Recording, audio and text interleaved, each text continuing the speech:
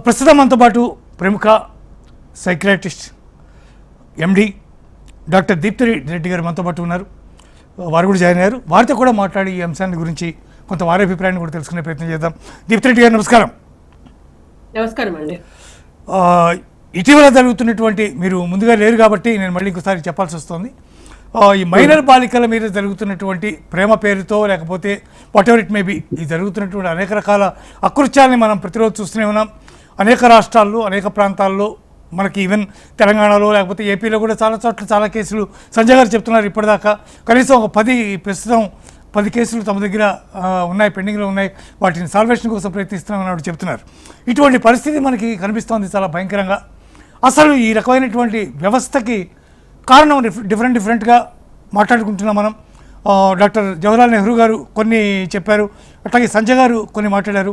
మీ ఒపీనియన్లో ఇట్లాంటి వ్యవస్థకి కారణం ఏమై ఉంటుందని మీరు అనుకుంటున్నారు? మీరు అన్నట్టుగా చాలా కారణాలు ఉంటాయండి.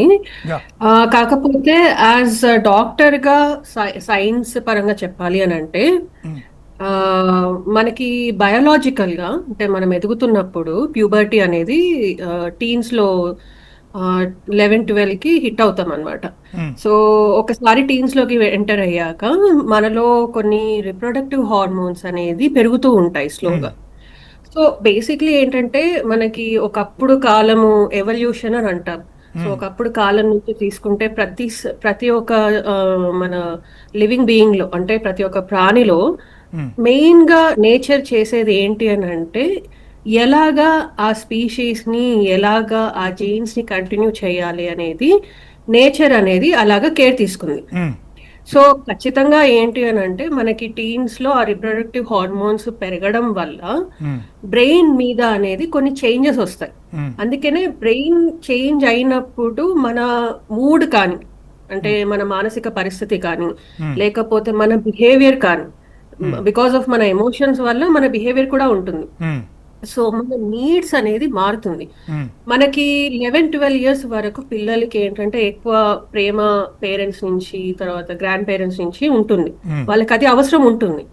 ఒక్కసారి టీన్స్ కి వచ్చాక నెమ్మదిగా వాళ్ళ అవసరం అనేది because of the hormone changes వల్ల వాళ్ళకి ఏంటంటే, వాళ్ళ ఏజ్ వాళ్ళు, అంటే పియర్స్ అంటాం, ఫ్రెండ్స్ అంటాం, వాళ్ళ ఏజ్ వాళ్ళతోటి కంపానియన్, వాళ్ళ ఫ్రెండ్షిప్, వాళ్ళ ప్రేమ, లేకపోతే వాళ్ళు నన్ను మెచ్చుతున్నారా లేదా, నేనంటే ఒకరికి ఇష్టమా లేదా, నా ఏజ్ లో ఉన్న వాళ్ళకి అనేది వాళ్ళకి ఆ అవసరం పెరుగుతూ ఉంటుంది.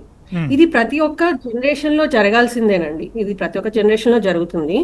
కాకపోతే మనం పేరెంట్స్ గా మనము ఇది గుర్తు పెట్టుకొని వాళ్ళకి కావాల్సిన ఒక ఎడ్యుకేషన్, ఒక అవేర్నెస్, నానా మీరు ఇలా ఎదుగుతున్నారు, రైట్, మీకు స్లోగా ఇలాంటి మార్పులు వస్తాయి బాడీలో, మీకు మానసికంగా కూడా మీ అవసరాలు మారుతూ ఉంటాయి, స్లోగా మీరు ఫ్రెండ్స్ దగ్గరకు అవుతూ ఉంటారు. బట్ గుర్తుపెట్టుకోండి, ఎప్పుడైనా పేరెంట్స్ మేము ఉంటాము మీ రక్షణ కోసం, మీరు సేఫ్ గా ఉండాలి, హెల్దీగా ఉండాలి, అది ఎప్పుడు మేము ఆలోచిస్తూ ఉంటాము, రైట్. సో మీకు ఏమాత్రం ఏదన్నా ఆపద అనిపించినా, డౌట్ అనిపించినా కూడా, అంటే ఆ ఫ్రెండ్షిప్ చేయొచ్చా, వాళ్ళతో మాట్లాడచ్చా అనేది మీరు మమ్మల్ని అడగండి. మేము ఎటువంటి జడ్జ్మెంట్ లేకుండా మీకు మేము గైడ్ చేస్తాం. ఇప్పుడు చాలా మంది పేరెంట్స్ ఏం చేస్తారంటే, ఒక అబ్బాయితో మాట్లాడుతున్నాను అమ్మా అని చెప్పగానే తిట్టేస్తారు, నీకు బుద్ధి ఉందా, నీకు వయసు వస్తుంది, జాగ్రత్తగా ఉండాలి. సో అది వాళ్ళు ఒక జడ్జ్మెంట్, అంటే నన్ను తిడతారు, నన్ను జడ్జ్ చేస్తున్నారు, నేను కనీసం అంటే నాతో మాట్లాడట్లేరు వాళ్ళు, నేను సరిగ్గా తీసుకుంటున్నానా లేదా డెసిషన్ అనేది కూడా మాట్లాడకుండా కొట్టిపడేస్తారు. సో అలా ఉన్నప్పుడు ఏంటంటే, వాళ్ళకి ఆ ట్రస్ట్ అనేది ఉండదు పేరెంట్స్ మీద చెప్పుకోవడానికి. సో మనది బాధ్యత వాళ్ళకి ఆ ఫీలింగ్ కలిగించడానికి.